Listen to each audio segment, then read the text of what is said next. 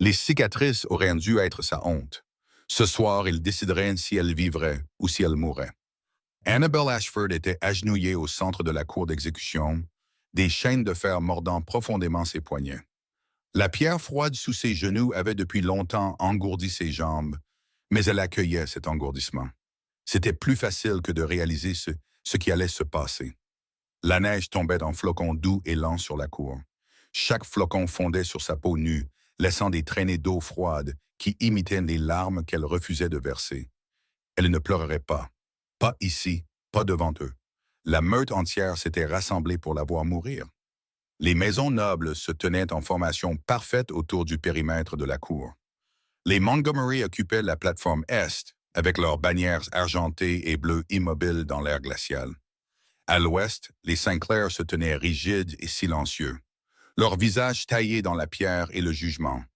Les Beaumont occupaient les marches sud, leurs femmes chuchotant derrière des gants de dentelle, leurs hommes observant avec des yeux frouets et calculateurs. Tous ceux qui comptaient étaient venus.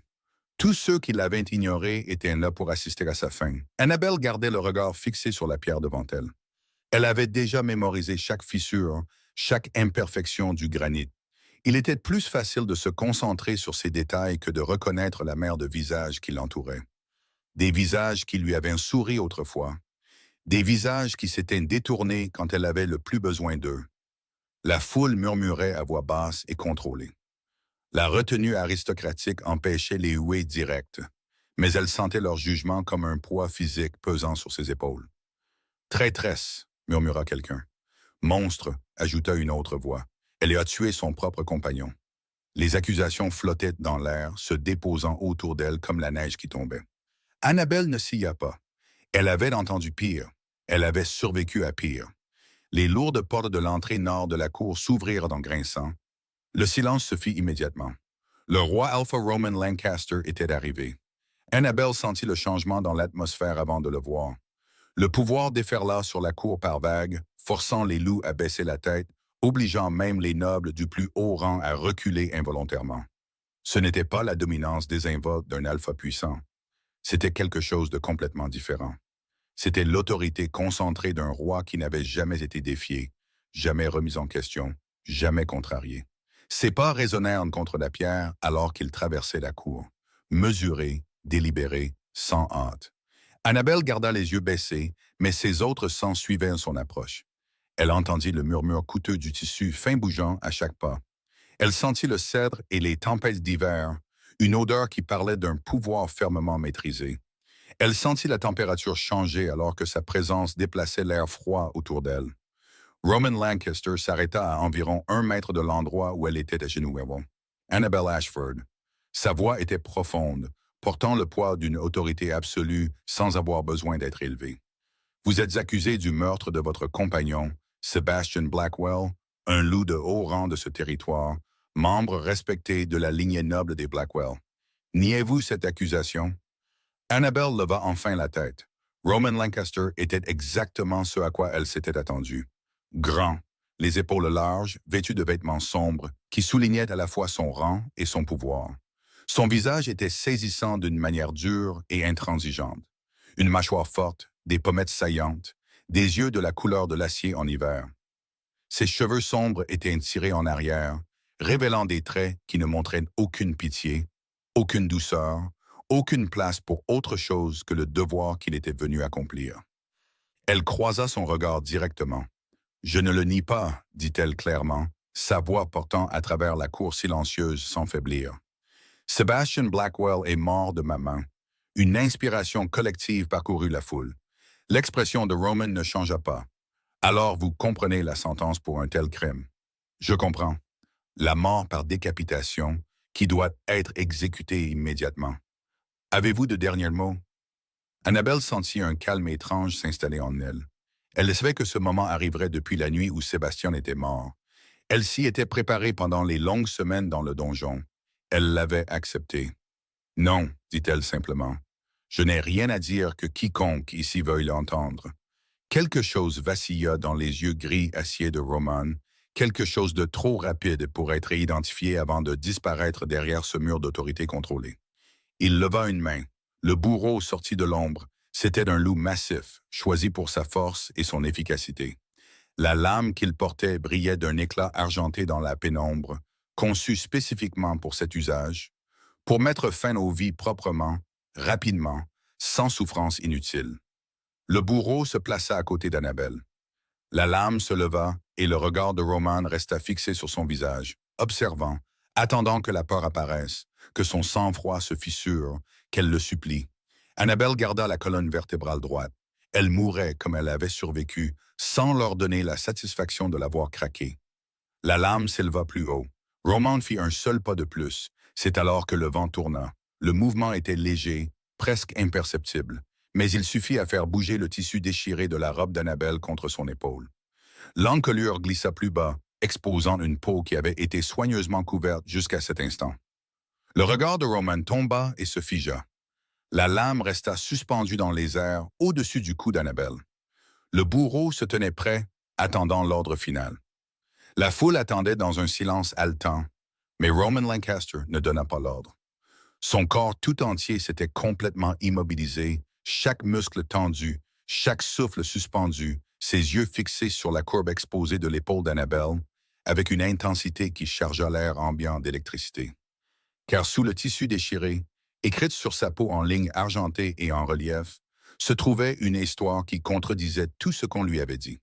Des cicatrices. Pas une, pas deux, mais des dizaines, se chevauchant, superposées, certaines anciennes et estompées, d'autres plus récentes, portant encore la teinte rose pâle des tissus en guérison. Elles couvraient son épaule, disparaissaient sous le tissu de sa robe, réapparaissaient le long de sa clavicule. Une carte de la douleur infligée de manière répétée, systématique, pendant des années. Ce n'étaient pas les marques d'un accident, pas la violence aléatoire d'une seule altercation.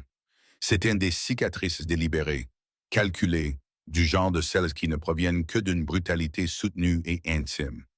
La main de Roman se leva. La cour entière retint son souffle. Ses doigts se déplacèrent lentement, prudemment, comme s'il approchait de quelque chose qui pourrait se briser. Il toucha le bord de sa robe, ses articulations effleurant à peine sa peau. La question était silencieuse mais claire. Annabelle ne bougea pas, ne parla pas. Elle ferma simplement les yeux et fit le plus petit des hochements de tête. Roman tira le tissu plus bas. D'autres cicatrices se révélèrent. Des marques de griffes qui avaient été répétées si souvent qu'elles les formaient des motifs. Des marques de morsures qui avaient mal cicatrisé, laissant des empreintes permanentes. Des brûlures, des coupures, des preuves de violence infligées par quelqu'un qui savait exactement comment blesser sans tuer, comment laisser des marques qui seraient cachées sous des vêtements corrects, comment maintenir le contrôle par la peur et la douleur, tandis que le monde restait ignorant. La lame du bourreau s'abaissa lentement. La respiration de Roman avait changé, courte, contrôlée. Mais sous ce contrôle, Annabelle pouvait sentir quelque chose de plus sombre s'agiter. Quelque chose de dangereux, à peine contenu. « Baissez la lame » ordonna Roman, la voix rauque. Le bourreau hésita. « Monseigneur, j'ai dit, baissez la lame. » Cette fois, l'ordre portait tout le poids de son autorité. Le genre d'autorité qui ne pouvait être remise en question sans de graves conséquences. Le bourreau recula immédiatement. Roman se tourna pour faire face aux nobles assemblées. Son expression s'était transformée en quelque chose de froid et de terrible. Cette exécution est reportée. Des murmures choqués éclatèrent dans la cour. Le seigneur Theodore Kingswell s'avança depuis la plateforme des Montgomery. C'était un homme grand et mince, aux cheveux d'argent et au genre de visage qui avait passé des décennies à perfectionner la neutralité.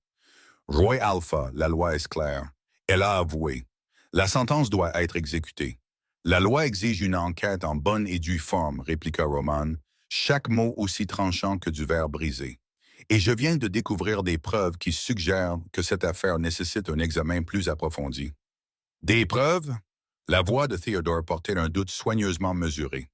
Elle a tué Sebastian Blackwell, un loup de haut rang, un noble respecté. Elle l'a admise elle-même, c'est vrai. Le regard de Roman balaya les nobles assemblées. Mais je commence à me demander ce qu'elle pourrait admettre d'autre et ce que le reste d'entre vous sait déjà. La température dans la cour sembla chuter de 10 degrés supplémentaires. Dame Vivienne Beaumont parla depuis la plateforme sud, sa voix lissée et froide. Suggérez-vous que nous avons été complices d'une sorte de tromperie, roi Alpha? Je suggère, dit Roman doucement, que je veux entendre toute l'histoire avant que quiconque ne meure. Il se retourna vers Annabelle. Elle restait agenouillée, ses chaînes toujours verrouillées autour de ses poignets. Mais maintenant, son regard contenait quelque chose de différent. Pas de la pitié, pas de la sympathie, quelque chose de plus dur, quelque chose qui ressemblait de manière troublante à de la reconnaissance. Debout, ordonna-t-il. Annabelle se leva lentement, ses jambes instables après être restée si longtemps à genoux. Les chaînes tirèrent sur ses poignets, la déséquilibrant légèrement. Roman tendit la main et attrapa son coup d'œil. Sa prise était ferme, mais prudente. Le contact ne dura qu'une seconde avant qu'il ne la relâche. Mais dans ce bref contact, Annabelle sentit la chaleur de sa peau à travers sa robe. Elle sentit le pouvoir à peine contenu enroulé dans son corps. « Garde » appela Roman. « Retirez-lui ses chaînes. »« Monseigneur » commença l'un des gardes. « Maintenant. » Les gardes s'exécutèrent rapidement, déverrouillant les entraves de fer. Elles tombèrent des poignets d'Annabelle, laissant de profondes marques rouges dans leur sillage. La mâchoire de Roman se contracta en voyant les marques. « Escortez-la aux appartements privés de l'aile Est. Elle ne doit pas être blessée ni approchée. Elle reste sous ma protection jusqu'à ce que je détermine la vérité sur ce qui s'est passé. » La foule explosa dans un chaos à peine contrôlé. C'est sans précédent. Elle a avoué. La loi exige la justice. Roman trancha le bruit avec une autorité absolue. Et je veillerai à ce qu'elle soit rendue. Mais d'abord, j'entendrai la vérité. Toute la vérité, de chaque témoin qui prétend savoir ce qui s'est passé. Son regard balaya une fois de plus les maisons nobles. Et cette fois, il n'y avait aucune méprise sur l'avertissement dans ses yeux. Cette cour est levée. Je convoquerai chacun de vous individuellement quand je serai prêt à entendre votre témoignage. D'ici là, personne ne parle de cette affaire. Personne ne discute de ce qu'il sait ou pense savoir, et personne, sa voix tomba à un niveau dangereusement doux, n'interfère avec mon enquête. Les nobles commencèrent à se disperser lentement, à contre-cœur. Des chuchotements les suivaient comme des ombres. Annabelle se tenait au centre de la cour, des gardes positionnés de chaque côté d'elle, regardant Roman Lancaster se détourner. Il ne se retourna pas vers elle, n'offrit aucune explication. Il se dirigea simplement vers l'entrée du château, les épaules rigides, les mains serrées en poing à ses côtés. Mais elle l'avait vu, ce moment où son monde entier avait basculé. Quand l'histoire qu'on lui avait racontée était entrée en collision avec les preuves écrites sur sa peau. Et pour la première fois depuis des années, Annabelle sentit quelque chose d'inhabituel s'agiter dans sa poitrine.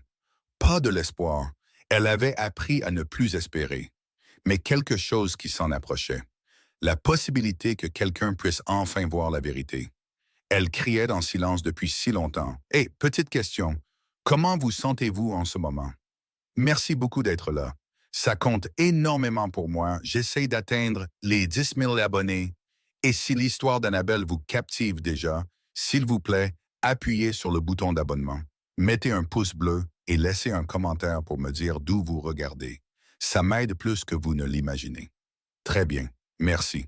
Maintenant, retournons à ce qui se passe quand le roi Alpha réalise qu'on l'a envoyé exécuter la mauvaise femme. Si les appartements privés de l'aile étaient bien plus confortables que la cellule de donjon qu'Annabelle avait occupée le mois précédent, un feu brûlait dans l'âtre en pierre, projetant une lumière chaude sur les parquets polis et les meubles élégants. De lourds rideaux bloquaient la vue sur la cour où elle avait failli mourir une heure plus tôt. Elle se tenait près de la fenêtre malgré tout, une main posée contre la vitre froide, fixant son reflet. La robe qu'on lui avait donnée pour l'exécution était déchirée et tachée. Ses cheveux sombres tombaient librement sur ses épaules, emmêlés et non lavés. Son visage paraissait pâle, creusé, comme celui de quelqu'un qui avait cessé de manger correctement depuis des semaines, car il semblait peu utile de maintenir la force d'un corps qui serait bientôt réduit en cendres. Derrière elle, la porte s'ouvrit sans prévenir. Roman Lancaster entra seul. Annabelle se tourna lentement, se positionnant instinctivement le dos au mur. Les vieilles habitudes ont la vie dure. Roman ferma la porte derrière lui, mais ne s'approcha pas. Il se tenait juste sur le seuil, l'étudiant avec la même concentration intense qu'il avait montrée dans la cour. Son expression ne révélait rien, ni colère, ni sympathie, juste une observation attentive et contrôlée. Asseyez-vous, dit-il en désignant l'un des fauteuils près du feu. Annabelle resta debout. La bouche de Roman se serra presque imperceptiblement. Ce n'était pas une demande. Je préfère rester debout. Je préfère que vous vous asseyiez. Vos jambes sont encore faibles après être restés à genoux. Si vous vous effondrez, cela compliquera cette conversation. L'observation pratique l'a pris au dépourvu. Elle s'était attendue à des ordres soutenus par l'autorité, pas à une logique enveloppée dans quelque chose qui ressemblait presque à de l'inquiétude. Lentement, elle se dirigea vers le fauteuil et s'assit. Les coussins semblaient incroyablement doux après des semaines sur un sol en pierre. Roman se dirigea vers le fauteuil opposé, mais ne s'assit pas. Au lieu de cela, il se tint à côté, une main posée sur le dossier, maintenant une distance entre eux. Le feu projetait des ombres sur son visage, rendant son expression encore plus difficile à lire. « Je vais vous poser des questions, dit-il doucement. Vous allez y répondre sincèrement. Comprenez-vous? Je comprends. Si vous me mentez, je le saurai. Et cette protection prendra fin immédiatement. Annabelle croisa son regard directement. Je n'ai menti sur rien. J'ai tué Sebastian Blackwell. C'est la vérité. Oui, admit Roman. Mais ce n'est pas toute la vérité, n'est-ce pas? La question resta en suspens entre eux. Les doigts d'Annabelle se crispèrent sur le tissu de sa robe. Que voulez-vous savoir? Roman resta silencieux un long moment, puis il se déplaça, non pas en marchant, mais en se dirigeant vers la cheminée. Il se tint le dos tourné vers elle, fixant les flammes. Quand il parla, sa voix était soigneusement contrôlée. « Qui vous a fait ça? » 3 mots, simples, directs et incroyablement compliqués à répondre. La gorge d'Annabelle se serra. Vous connaissez déjà son nom. Roman se tourna pour lui faire face. La lumière du feu se reflétait dans ses yeux gris acier, les faisant paraître en fusion. Dites-le quand même. Sebastian Blackwell. Le nom avait un goût de cendre. Mon compagnon m'a fait ça. La température dans la pièce sembla chuter malgré le feu. Les mains de Roman se crispèrent à ses côtés, seul signe visible de la rage qui emplit soudain l'espace entre eux. « Votre compagnon, » répéta-t-il, la voix dangereusement douce. L'homme que tout le territoire respectait. Le loup que tout le monde admirait. Le noble fils d'une maison puissante. Oui, le même homme dont la mort est la raison pour laquelle vous avez été condamné à l'exécution. Oui, la mâchoire de Roman se contracta. Il se retourna vers le feu, et Annabelle regarda les muscles de ses épaules se contracter sous sa chemise. Il luttait pour garder le contrôle. Elle reconnaissait les signes. Elle avait passé des années à apprendre à lire les avertissements subtils avant que la violence n'éclate. Mais quand Roman parla de nouveau, sa voix resta égale. Depuis combien de temps? Quoi? Depuis combien de temps cela durait-il? Le souffle d'Annabelle se coupa. Personne ne lui avait jamais posé cette question. Pas une seule fois depuis la mort de Sébastien. Pas pendant l'enquête. Pas pendant son interrogatoire. Pas pendant son procès. 3 ans, dit-elle doucement, du moment où le lien s'est formé jusqu'à la nuit de sa mort. La tête de Roman tomba en avant. Ses mains agrippèrent le manteau de la cheminée avec une force telle qu'elle entendit le bois craquer sous la pression. 3 ans, répéta-t-il, et personne n'a rien remarqué. Les gens ont remarqué. La voix d'Annabelle était plate, sans émotion. Elle avait appris à vider ses mots de tout sentiment, car les ressentir faisait trop mal. Ils ont juste choisi de ne pas voir. Expliquez-moi ça. Sébastien était prudent. Il savait comment blesser sans laisser de marques visibles, ou frapper pour que les bleus soient cachés sous les vêtements. Comment programmer les pires nuits pour que j'aie des jours pour guérir avant que quiconque ne me voie. Et quand des marques apparaissaient, elle fit une pause. Il était très doué pour les expliquer. Roman se tourna de nouveau vers elle. Quel genre d'explication?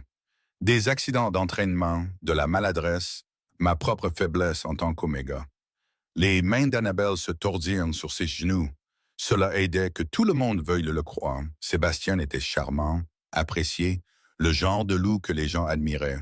Et j'étais juste une Oméga qui aurait dû être reconnaissante d'avoir un compagnon si puissant. L'avez-vous dit à quelqu'un? La question était douce, mais elle la blessa profondément. Oui, murmura Annabelle. Je l'ai dit au médecin de la meute après la première année, le docteur Eliza Montgomery. Je lui ai montré les marques, j'ai demandé de l'aide.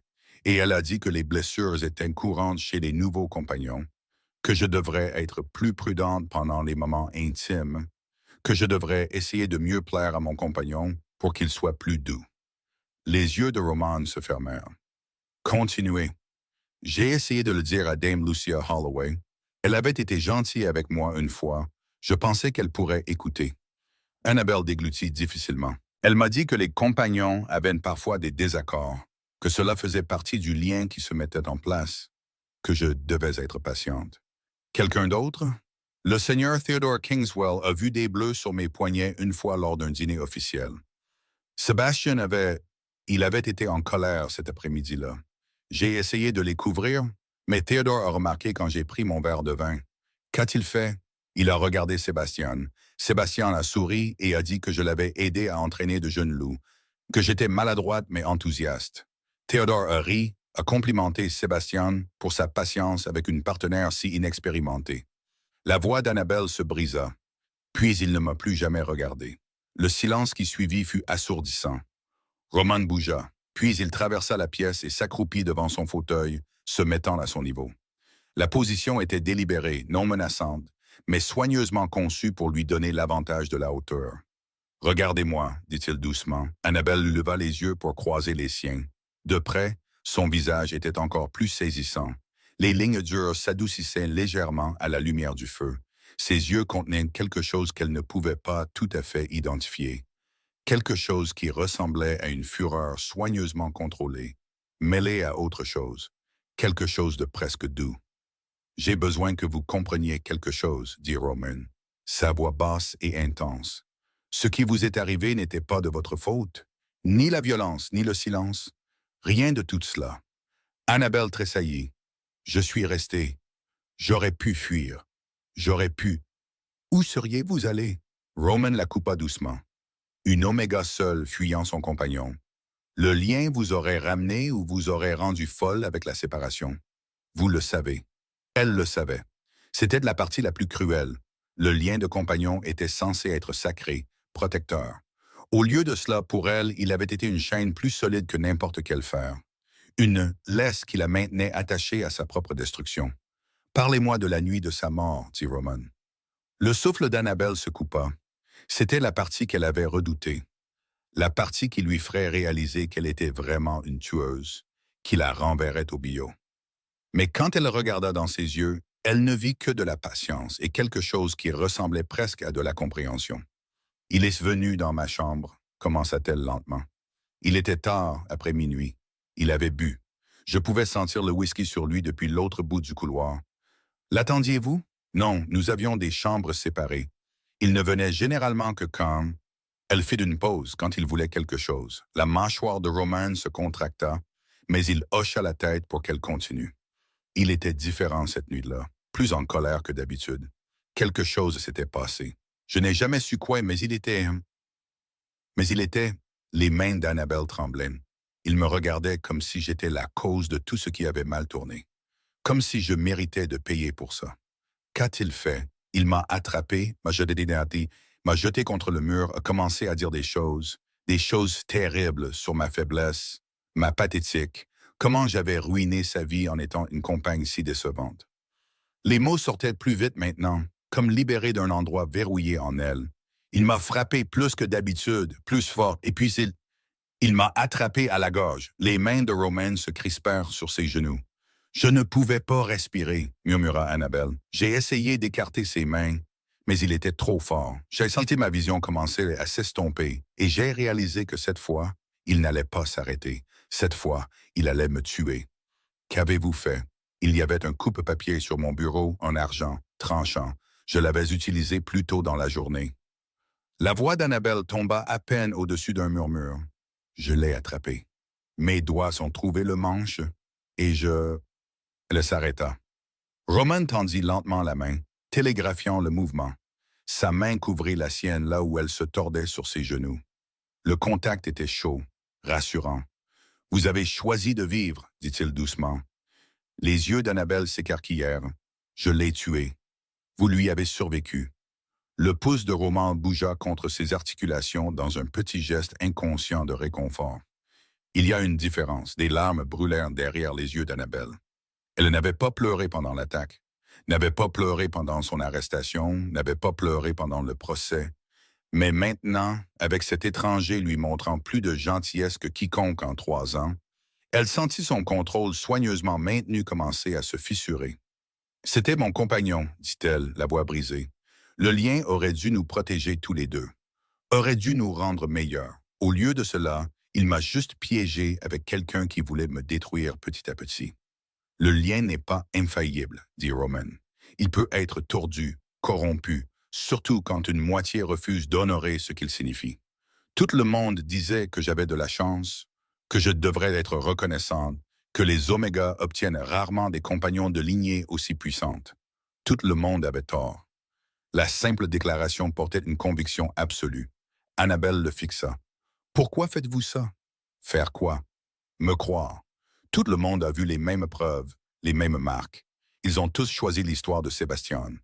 Pourquoi êtes-vous différent? Roman resta silencieux un long moment. Puis il relâcha sa main et se leva, retournant vers la cheminée. Quand il parla, il ne la regarda pas. Parce que j'ai déjà vu ça, dit-il doucement.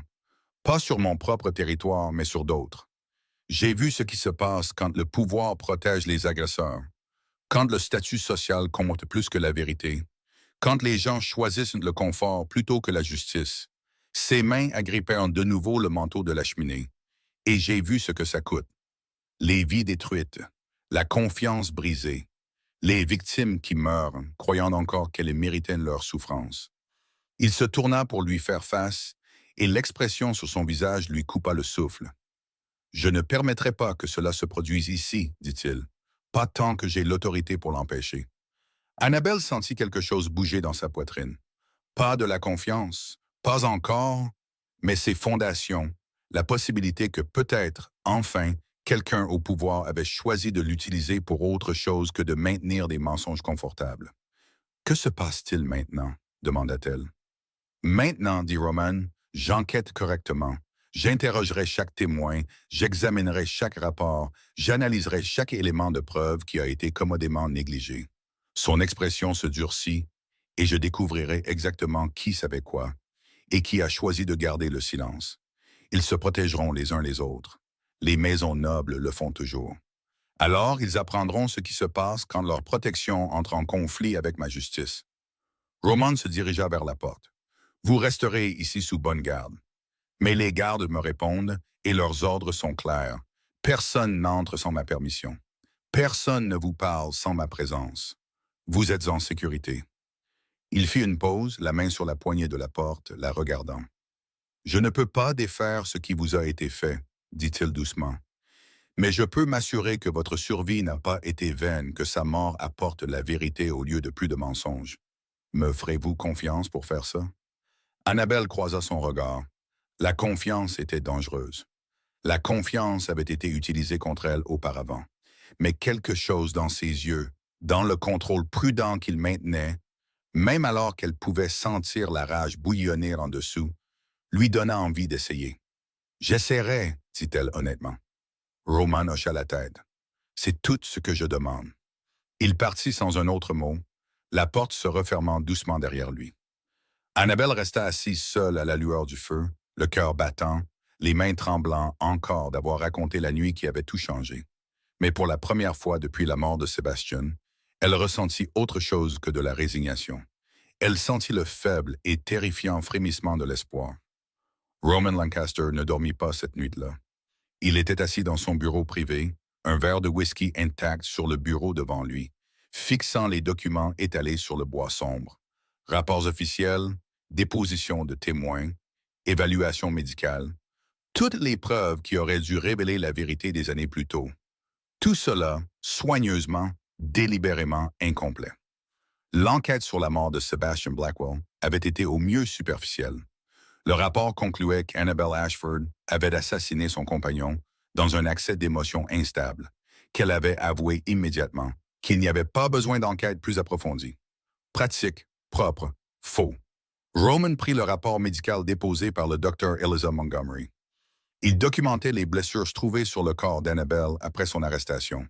Des ecchymoses, des lacérations, des blessures de défense sur ses mains et ses avant-bras. Mais le langage utilisé était clinique au point d'être dédaigneux. Blessures compatibles avec une altercation physique.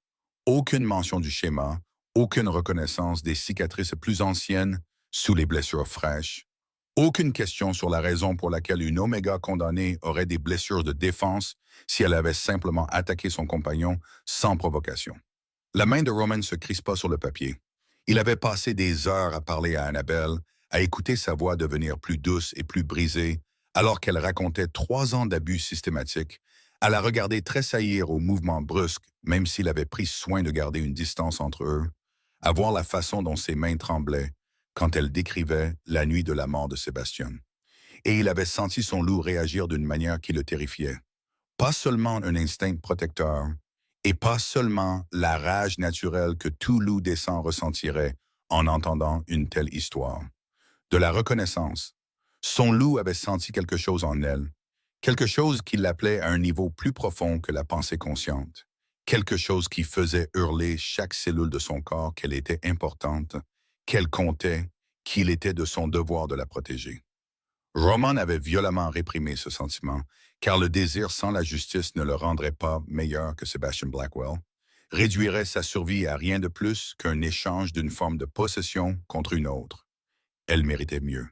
Elle méritait la vérité, la justice, la liberté de choisir ce qui se passerait ensuite sans la pression d'un autre loup puissant décidant de son sort. Alors il lui donnerait cela, même si cela devait le tuer. On frappa à la porte, interrompant ses pensées. « Entrez », appela Roman. Son commandant en second, le commandant Xavier Davenport, entra. Xavier était un loup grand et large, aux cheveux gris acier, et au genre de visage qui avait vu trop de violence pour être choqué par grand-chose. Il portait un dossier sous le bras. « Vous n'allez pas aimer ça », dit Xavier sans préambule. « Je n'aime déjà rien de tout ça. Montrez-moi. » Xavier posa le dossier sur le bureau.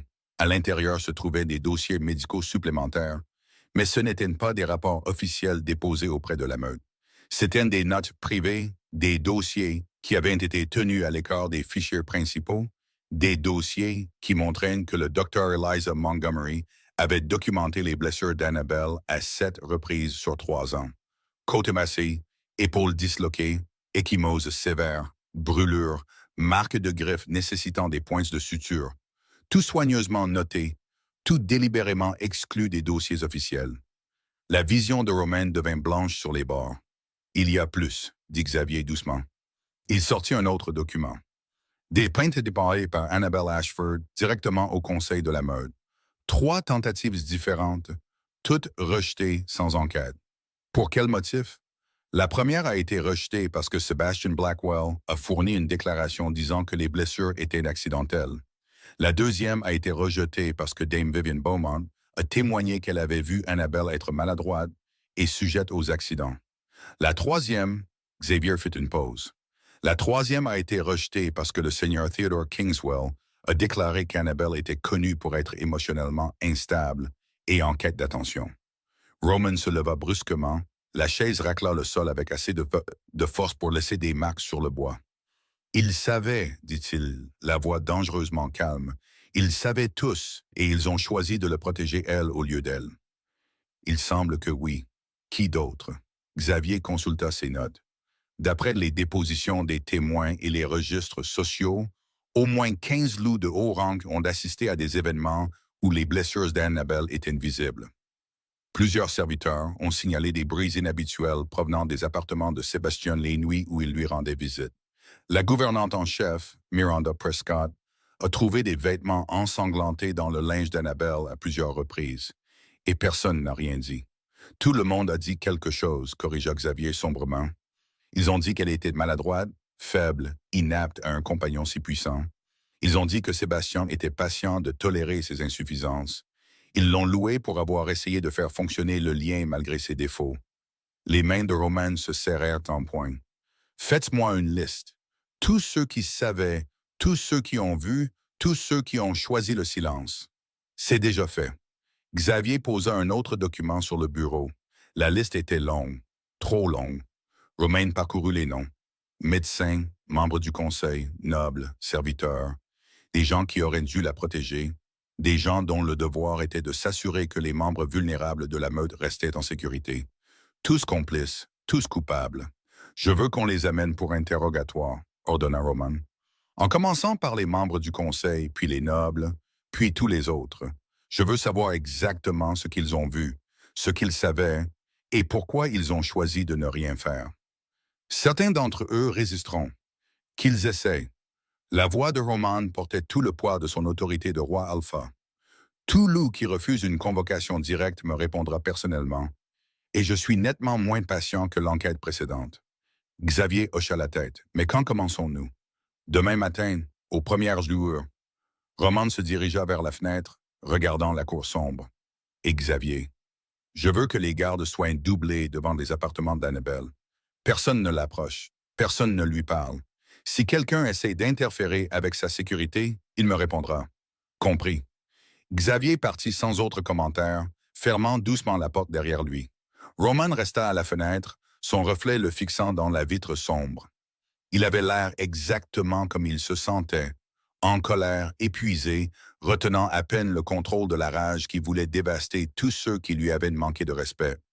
Son loup poussait contre sa conscience, exigeant une action, exigeant qu'il aille dans ses appartements. Vérifier si elle allait bien, s'assurer qu'elle était vraiment en sécurité. Roman réprima cet instinct. Il ne pouvait pas se permettre de perdre le contrôle. Pas maintenant, pas quand elle avait plus besoin de son autorité que de sa protection, de son pouvoir plus que de son désir. Mais seul dans l'obscurité, il s'accorda un moment d'honnêteté brute. Les cicatrices sur son corps avaient gelé sa lame. Mais c'était la force dans ses yeux qui avait capturé quelque chose de bien plus dangereux. Les interrogatoires commencèrent à l'aube.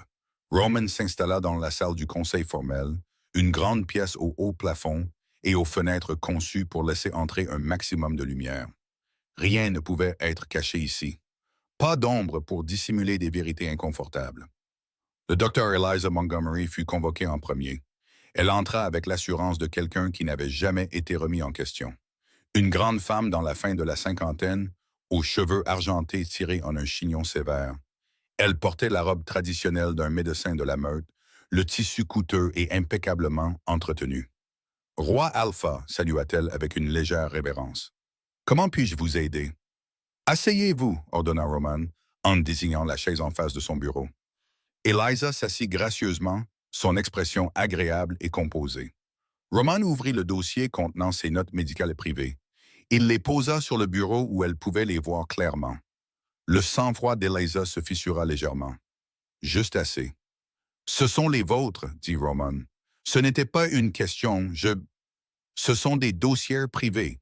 Ce sont des preuves d'abus répétés que vous avez documentés, puis délibérément dissimulés des rapports officiels. » La voix de Roman était froide. « Expliquez-vous. » Les mains d'Eliza se tordirent sur ses genoux. « J'ai suivi le protocole.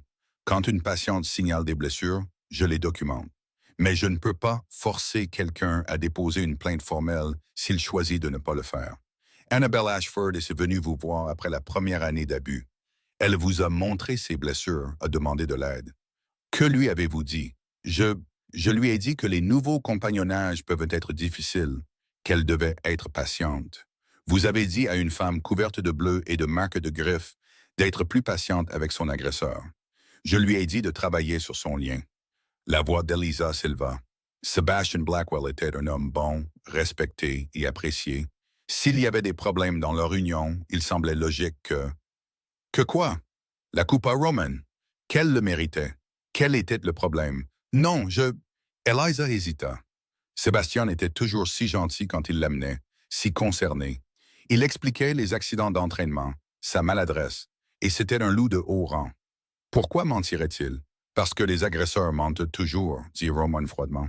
Et des gens comme vous leur donnent de la permission de continuer en acceptant ces mensonges sans poser de questions. Le visage d'Eliza pâlit. J'ai fait mon travail. J'ai soigné ses blessures. J'ai tout documenté. Vous avez tout documenté dans des dossiers privés que vous avez cachés à la surveillance officielle. Pourquoi? Le silence s'étira. Finalement, Eliza murmura. Parce que je ne voulais pas causer de problème. La famille de Sébastien est puissante. Porter des accusations contre lui sans preuve aurait... Elle s'interrompit. Aurait quoi? Vous aurez coûté socialement, professionnellement, vous aurez mis mal à l'aise. Roman se pencha en avant. Pendant que vous protégiez votre confort, Annabelle Ashford a enduré 3 années de plus de torture. Dites-moi, docteur, votre réputation valait-elle sa souffrance? Les yeux d'Eliza se rempliront de larmes, mais Roman ne ressentit aucune sympathie, seulement une rage froide et concentrée. Vous fournirez tous les dossiers que vous avez, chaque note, chaque observation, tout ce que vous avez délibérément dissimulé, il se leva. Et ensuite, vous vous soumettrez à un examen formel. Votre licence médicale est suspendue en attendant une enquête pour faute professionnelle. Vous ne pouvez pas, je peux et je le fais. La voix de Roman portait une autorité absolue. Vous avez manqué à votre devoir de protéger un membre vulnérable de la meute. Il y a des conséquences à cet échec. Soyez reconnaissante que je ne vous accuse pas de complicité de tentative de meurtre. Eliza quitta la chambre en tremblant. Roman appela le témoin suivant. Le seigneur Theodore Kingswell entra avec beaucoup moins d'assurance qu'Eliza. C'était un homme mince aux traits fins et aux yeux qui ne pouvaient pas tout à fait croiser le regard de Roman. Seigneur Kingswell, Roman salua froidement. Parlez-moi du dîner où vous avez vu des bleus sur les poignets d'Annabelle Ashford. Theodore se tortilla mal à l'aise. Je ne me souviens pas. Ne me mentez pas. La voix de Roman tomba à un niveau dangereux. J'ai des témoins qui vous placent à ce dîner, qui ont entendu l'explication de Sébastien, qui vous ont vu rire. Je veux savoir pourquoi vous avez accepté son histoire sans poser de questions. Le visage de Theodore rougit. Sébastien était un ami, un loup respecté. Quand il a parlé d'accident d'entraînement, cela semblait logique. Vraiment? Ou ne vouliez-vous tout simplement pas reconnaître ce qui se passait réellement? Qu'étais-je censé faire? Accuser un loup de haut rang d'abuser de sa compagne sur la base de bleu? Cela aurait été un suicide social. Alors, au lieu de ça, vous êtes resté silencieux pendant qu'une femme souffrait. Roman se pencha en arrière dans son fauteuil. Dites-moi, Seigneur Kingswell, dormez-vous bien en sachant que votre confort s'est fait au prix de sa douleur? La bouche de Theodore s'ouvrit et se ferma sans un mot. Vous fournirez une déclaration écrite complète, ordonna Roman, incluant chaque fois que vous avez été témoin de preuves d'abus. Chaque fois que vous avez choisi de détourner le regard, chaque moment où vous avez privilégié la convenance sociale à la décence la plus élémentaire. Et si je refuse? Roman sourit. Ce n'était pas une expression agréable. Alors vous rejoindrez le docteur Montgomery pour faire face à des accusations formelles. Choisissez prudemment. Theodore partit encore plus vite qu'Eliza. Les interrogatoires se poursuivirent tout au long de la journée. Dame Lucia Holloway pleura en admettant qu'elle avait soupçonné la vérité, mais craignait les représailles de la famille de Sébastien. Dame Vivian Beaumont maintint un sang-froid glacial en insistant sur le fait qu'elle n'avait fait que répéter ce que Sébastien lui avait dit, sans jamais se demander si sa version des faits était exacte. Plusieurs serviteurs témoignèrent de vêtements ensanglantés, de meubles cassés et de bruits de violence qui furent signalés au personnel supérieur et systématiquement ignorés. Chaque confession ajoutait une nouvelle couche au tableau. Un système qui protégeait le pouvoir aux dépens de la vérité. Une communauté qui choisissait le confort plutôt que la justice. Et une femme qui avait crié à l'aide de toutes les manières possibles pendant que le monde se détournait. Au coucher du soleil, Roman avait suffisamment de preuves pour porter des accusations formelles contre la moitié des maisons nobles du territoire. Mais les preuves n'étaient pas le but. La vérité l'était. Et demain, cette vérité serait présentée à toute la meute, qu'ils veuillent l'entendre ou non. La nouvelle se répandit dans le territoire comme une traînée de poudre. Le roi Alpha menait une enquête formelle. Des loups de haut rang étaient convoqués pour interrogatoire. L'exécution d'Annabelle Ashford avait été reportée indéfiniment. Les rumeurs se multipliaient à chaque heure qui passait. Certains prétendaient que Roman avait été ensorcelé par l'Oméga condamné. D'autres chuchotaient qu'il utilisait l'affaire pour consolider son pouvoir sur les maisons nobles. Quelques âmes courageuses suggéraient que peut-être l'enquête initiale avait été incomplète. Annabelle n'entendit rien de tout cela directement. Elle resta confinée dans les appartements de l'aile Est, des gardes postés devant sa porte, ne voyant personne d'autre que les serviteurs qui apportaient des repas et des vêtements propres. Même eux ne lui parlaient pas. Ils livraient simplement ce qui était nécessaire et partaient rapidement, comme si sa proximité pouvait être contagieuse. Mais elle pouvait sentir le changement dans l'atmosphère. Le château semblait différent, tendu, comme si tout le monde retenait son souffle, attendant que quelque chose se brise. Le 3e jour de son confinement, la porte s'ouvrit sans prévenir. Annabelle leva les yeux de l'endroit où elle était assise près de la fenêtre, s'attendant à un autre serviteur silencieux. Au lieu de cela, Roman Lancaster entra. Il avait l'air épuisé, des cernes sombres embreignent ses yeux. Ses vêtements, bien que toujours impeccables, portaient le poids de quelqu'un qui avait travaillé sans repos. Mais son regard resta vif et concentré lorsqu'il la trouva. « Comment allez-vous » demanda-t-il sans préambule. La question la surprit. « Je suis en vie. C'est plus que ce à quoi je m'attendais. Ce n'est pas ce que j'ai demandé. » Annabelle réfléchit plus attentivement à la question. « Je suis incertaine, confinée, confuse quant à ce qui va se passer. » Roman hocha la tête et se dirigea vers la cheminée, mais il se tint dans la même position qu'il avait occupée lors de leur première conversation, fixant les flammes. « J'ai passé 3 jours à interroger toutes les personnes impliquées dans votre affaire, dit-il doucement. Le médecin qui vous a soigné, les membres du conseil qui ont rejeté vos plaintes, les nobles qui ont été témoins de vos blessures et n'ont rien dit. » Le souffle d'Annabelle se coupa. Qu'ont-ils dit? Exactement ce à quoi je m'attendais. Ils avaient peur, ils ne voulaient pas causer de problème. Ils ont fait confiance aux explications de Sébastien parce que le remettre en question aurait été inconfortable. Ses mains se crispèrent. Ils ont choisi leur propre confort plutôt que votre sécurité. Chacun d'entre eux. La confirmation blessa plus qu'Annabelle ne s'y attendait.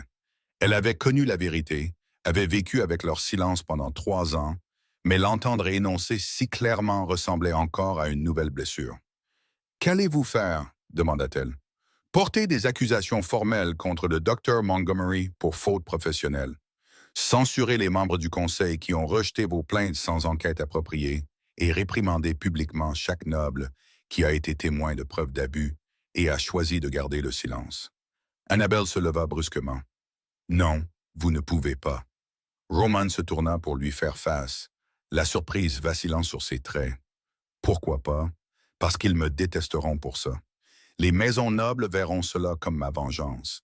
Ils rendront ma vie insupportable si... » Elle s'arrêta. « Si je survis à ça. »« Vous survivrez à ça, » dit Roman avec une certitude absolue.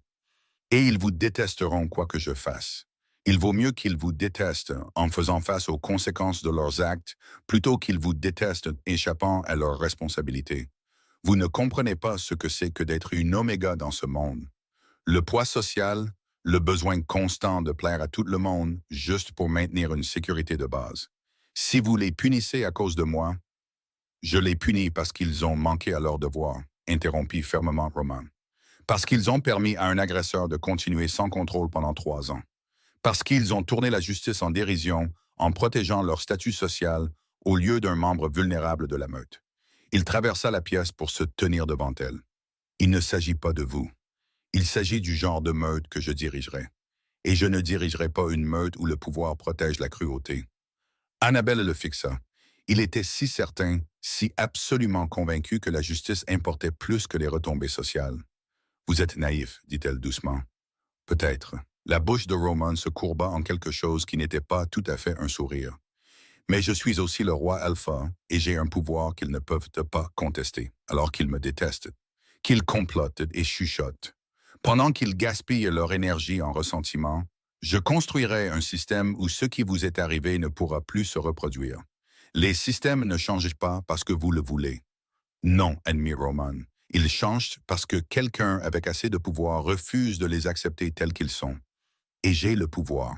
Je l'utiliserai. » La conviction dans sa voix fit bouger quelque chose dans la poitrine d'Annabelle.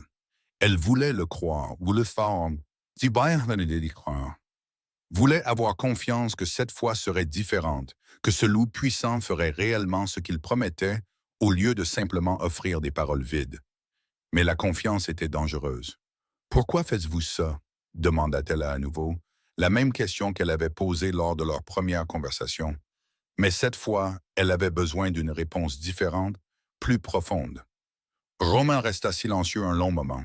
Puis il se dirigea vers le fauteuil en face du sien et s'assit, se penchant en avant, les avant-bras posés sur les genoux. « Quand j'étais plus jeune, apprenant encore à être un alpha, j'ai visité un territoire voisin pour des réunions diplomatiques. Pendant que j'étais là, j'ai rencontré une oméga nommée Mila. Elle travaillait dans les cuisines, une fille douce, toujours souriante malgré tout. Il fit une pause, son expression lointaine. Une nuit, j'ai entendu des cris venant des quartiers des serviteurs. Je suis allé enquêter et j'ai trouvé le compagnon de Mila en train de la battre. C'était un bêta, fort, respecté dans sa communauté, et il la mettait en pièces pendant que d'autres serviteurs se tenaient devant la porte, écoutant, ne faisant rien. Le souffle d'Annabelle se coupa. Je l'ai arrêté, continua Roman. Je l'ai expulsé du territoire. Je me suis assuré que Mila reçoive des soins médicaux. Mais quand j'ai essayé de porter des accusations formelles, l'alpha local a refusé, disant que c'était une affaire de compagnonnage privé, que les étrangers ne devaient pas s'ingérer, que Milch avait probablement provoqué d'une manière ou d'une autre. Que lui est-il arrivé? Elle a disparu 2 semaines après mon départ, juste partie. Personne ne savait où, ou s'il le savait, il ne le disait pas. La mâchoire de Roman se contracta. J'ai essayé de la retrouver. J'ai envoyé des enquêteurs, offert des récompenses pour des informations, mais elle a disparu sans laisser de traces. Et j'ai toujours su au fond de moi ce que cela signifiait probablement. Le silence qui suivit était lourd de compréhension. J'étais jeune à l'époque, dit Roman doucement. Pas encore roi. J'avais du pouvoir, mais pas assez. Pas pour défier un alpha sur son propre territoire. Pas pour forcer la justice quand tout le système était conçu pour protéger les agresseurs. Il la regarda enfin de nouveau. Mais je suis le roi alpha maintenant. J'ai l'autorité pour m'assurer que ce qui est arrivé à Mila ne vous arrive pas.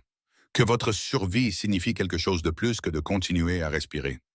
Annabelle sentit des larmes lui brûler les yeux. Je suis désolé pour Mila. Moi aussi. Roman se leva. C'est pourquoi je ne vous laisserai pas tomber. Même si vous ne me faites pas encore confiance, même si vous ne me faites jamais confiance, je mènerai cela à bien. Il se dirigea vers la porte, puis fit une pause. Demain, il y aura une audience publique. Toute la meute sera appelée à témoigner. Vous devrez témoigner. La peur transperça la poitrine d'Annabelle, devant tout le monde. Oui, ils doivent entendre la vérité de votre bouche. Pas des rapports, pas des récits de seconde main.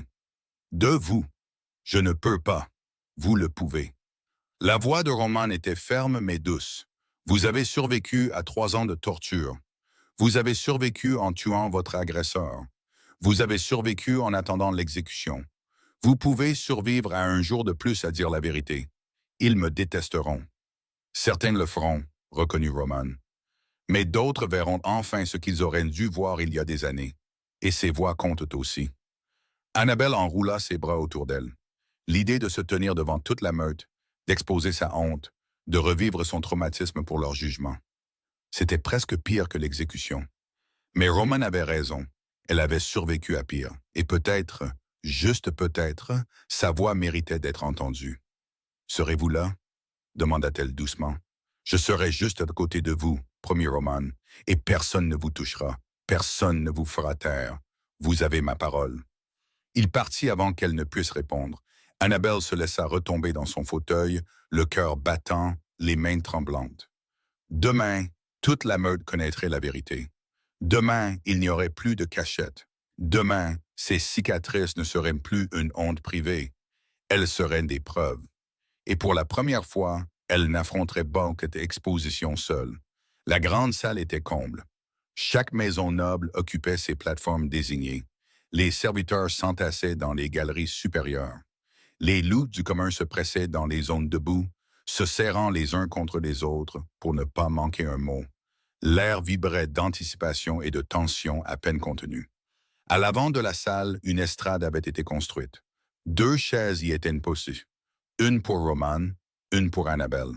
Roman arriva le premier, sa présence imposant un silence immédiat. Il portait des robes d'état formelles, un tissu sombre brodé d'argent qui captait la lumière à chacun de ses mouvements. Le pouvoir émanait de lui par vagues qui faisaient même baisser les yeux des nobles les plus haut placés. Il prit place sans préambule. Puis la porte latérale s'ouvrit. Annabelle entra. Elle portait une robe simple d'un bleu profond, à l'encolure haute et modeste. Ses cheveux sombres avaient été coiffés avec soin.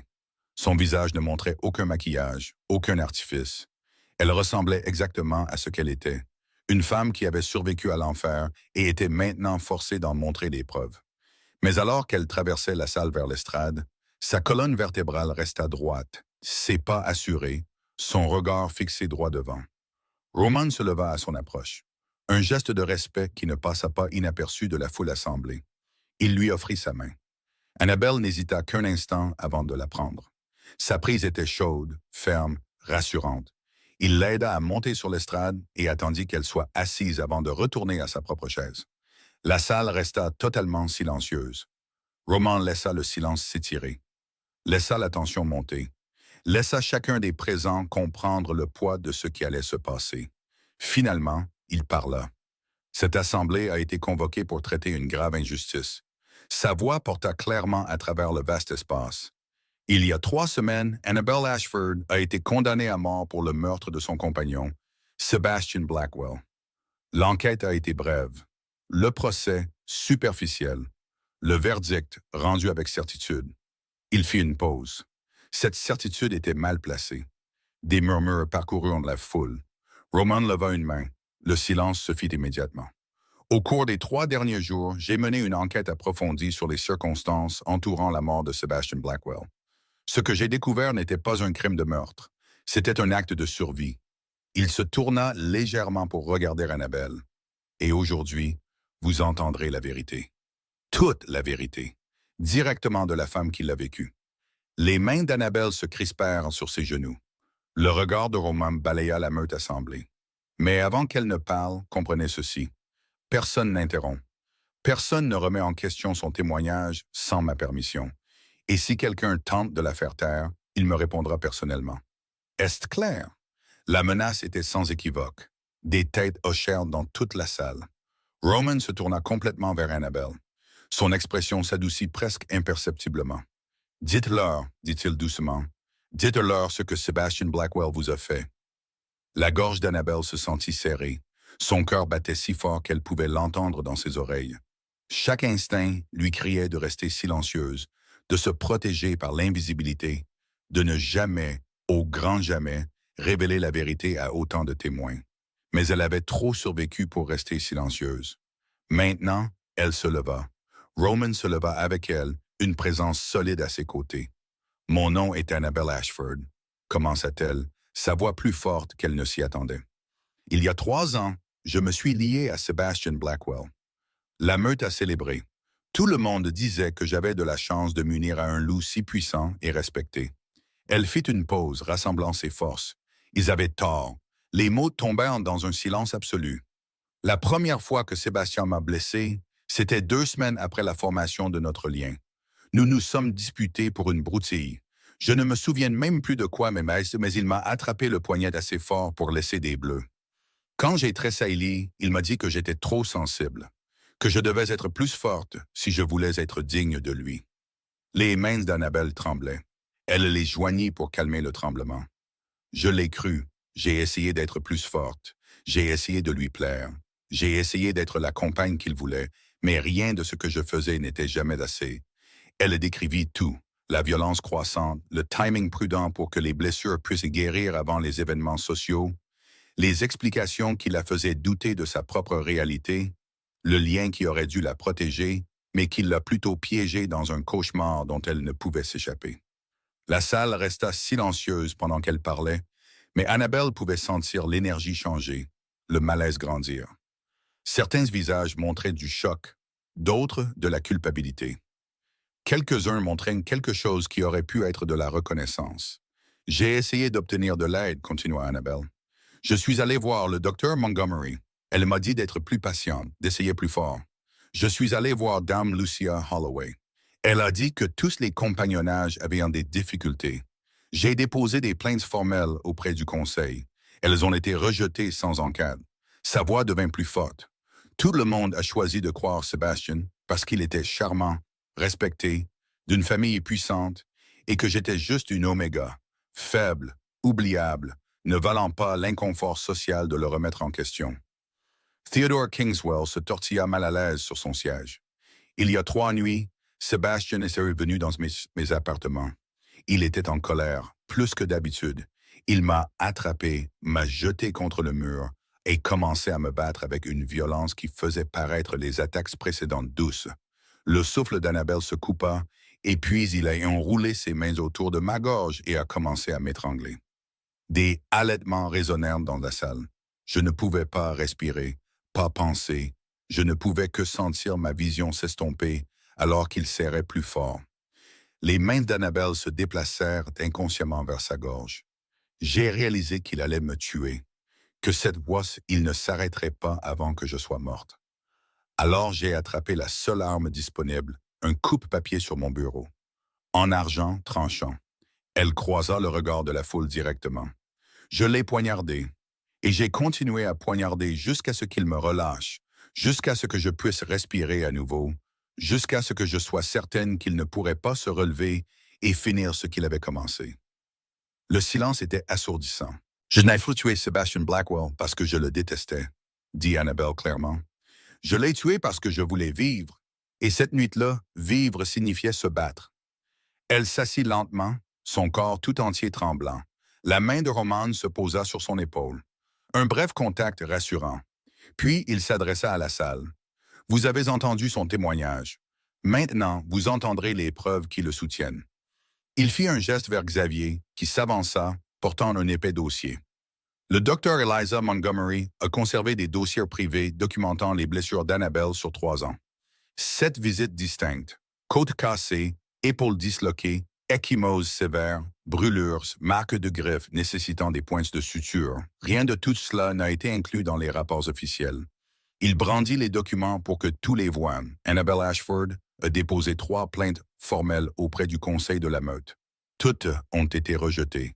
La première parce que Sébastien a fourni une déclaration affirmant que les blessures étaient accidentelles. La deuxième parce que Dame Vivian Beaumont a témoigné qu'Annabelle était maladroite.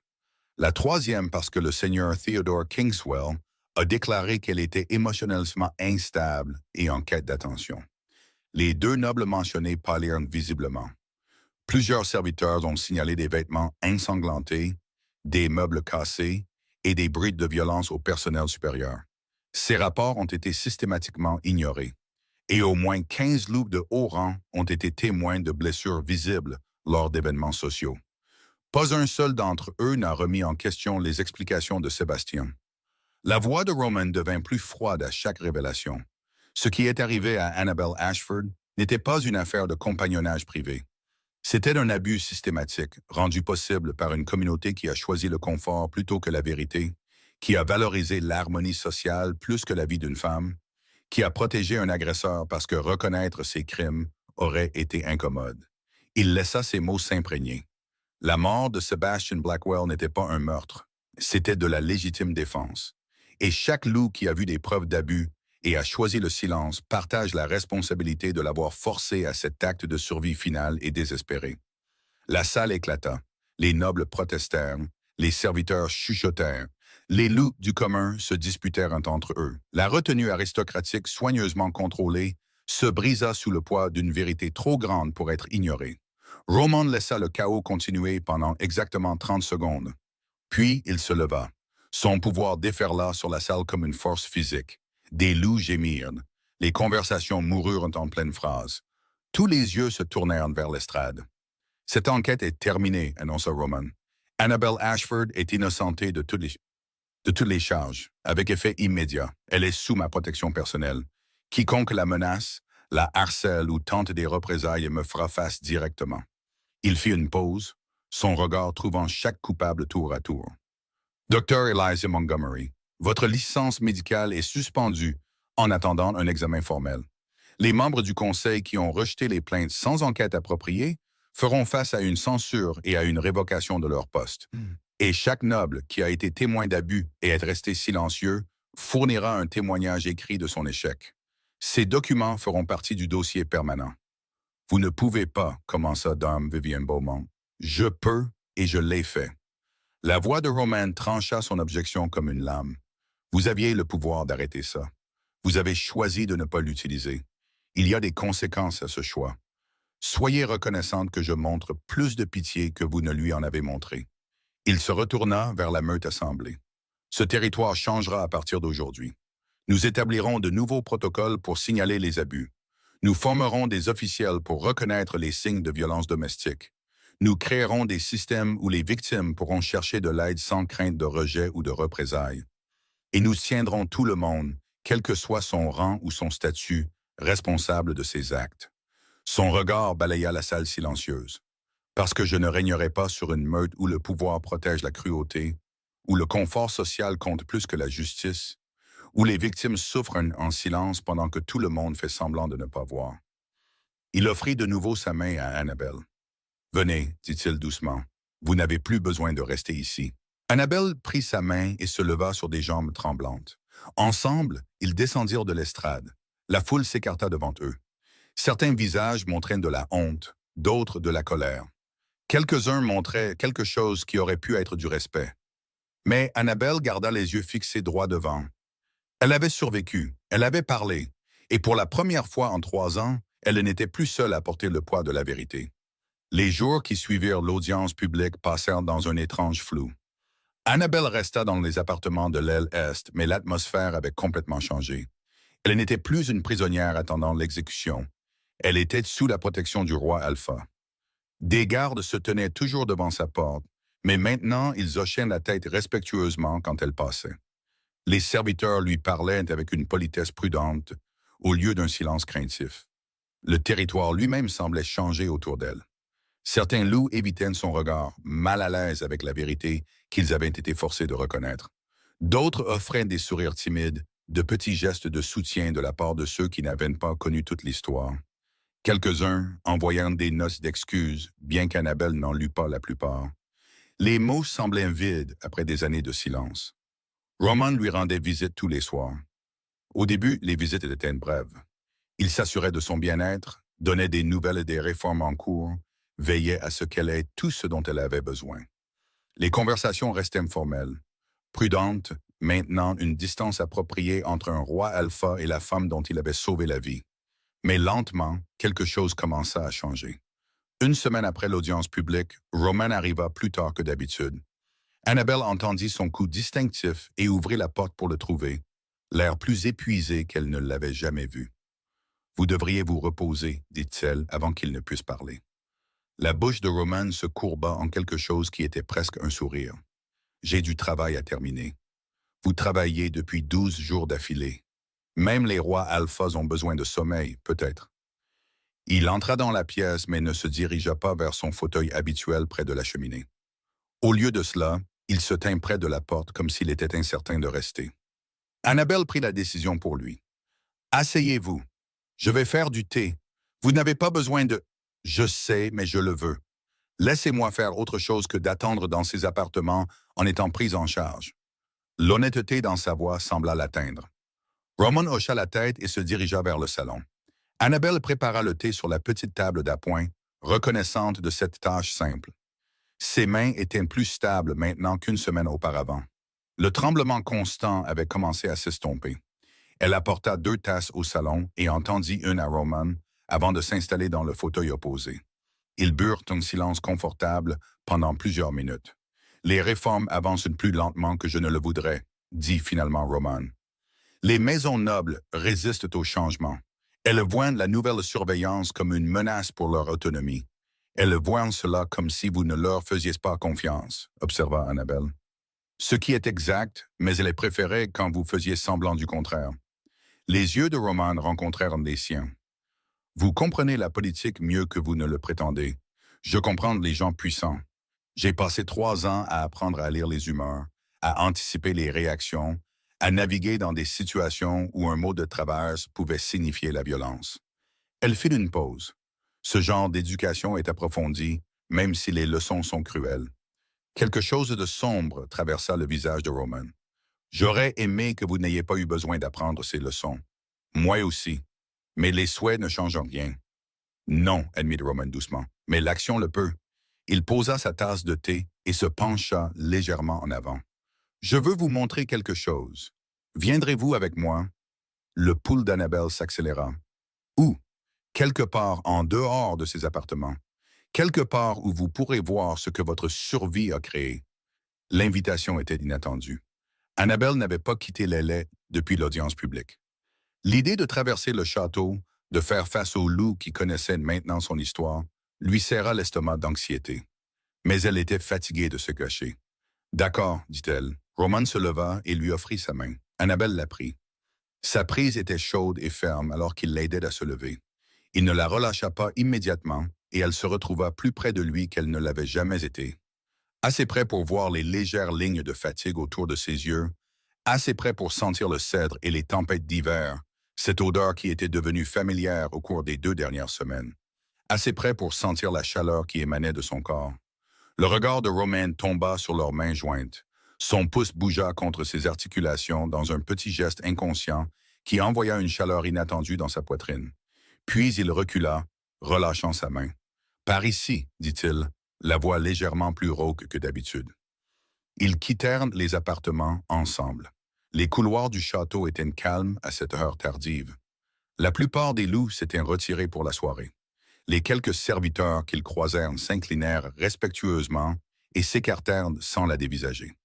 Roman la conduisit à travers des couloirs familiers, puis descendit un escalier qu'Annabelle n'avait jamais utilisé. Ils émergèrent dans une section du château qu'elle ne reconnaissait pas. Ces couloirs étaient plus anciens, les murs de pierre montrant des siècles d'usure. Moins de torches éclairaient le passage, créant des zones d'ombre entre des îlots de lumière chaude. « Où allons-nous » demanda Annabelle. « Les anciennes salles du conseil. Elles ont été converties en autre chose. » Il s'arrêta devant une lourde porte en bois et la poussa. À l'intérieur se trouvait une grande pièce qui avait été transformée en quelque chose entre un bureau et une bibliothèque. Des tables couvertes de documents occupaient l'espace central.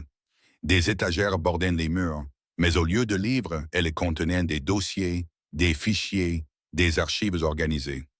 Des cartes du territoire étaient accrochées à un mur. Sur un autre, un tableau affichait des noms et des connexions écrits de la main précise de Roman.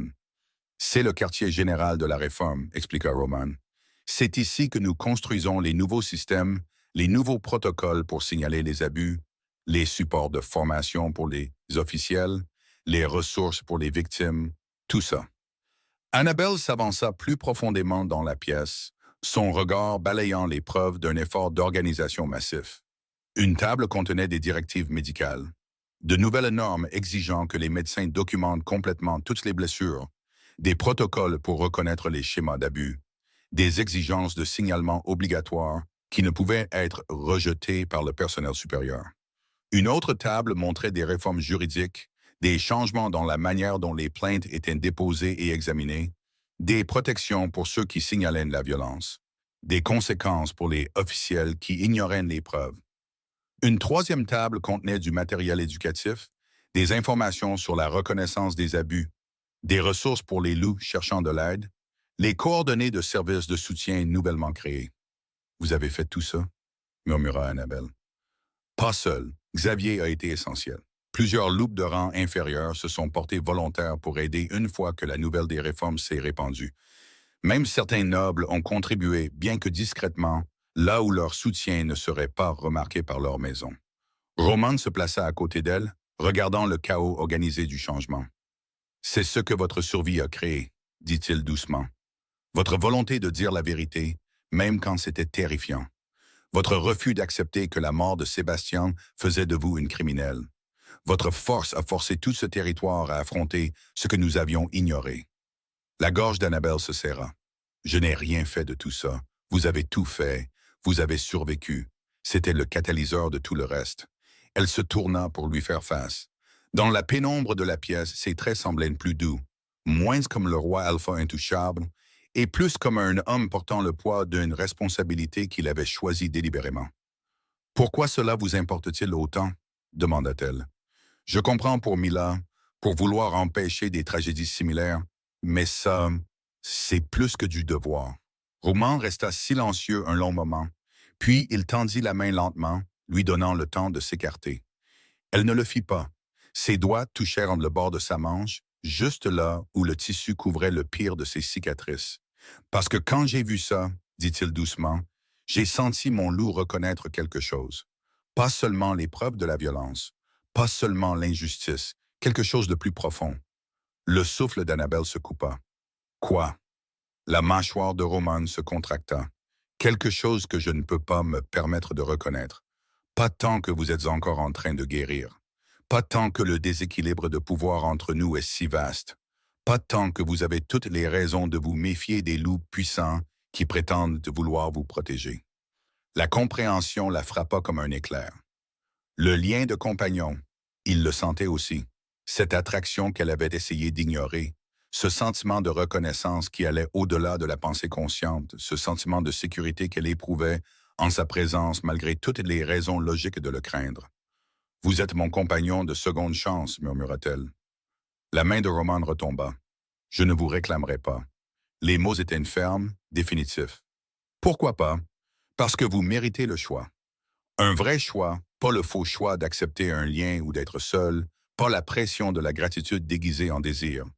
Vous avez besoin de temps pour guérir, pour découvrir qui vous êtes sans peur, pour construire une vie où vous n'êtes pas défini par les loups qui vous ont blessé ou les loups qui vous ont sauvé. » Son regard croisa le sien avec une intensité douloureuse. « Quand vous serez prête, si vous êtes un jour prête à envisager un lien librement donné et librement accepté, alors peut-être pourrons-nous discuter de ce que signifie cette attraction entre nous.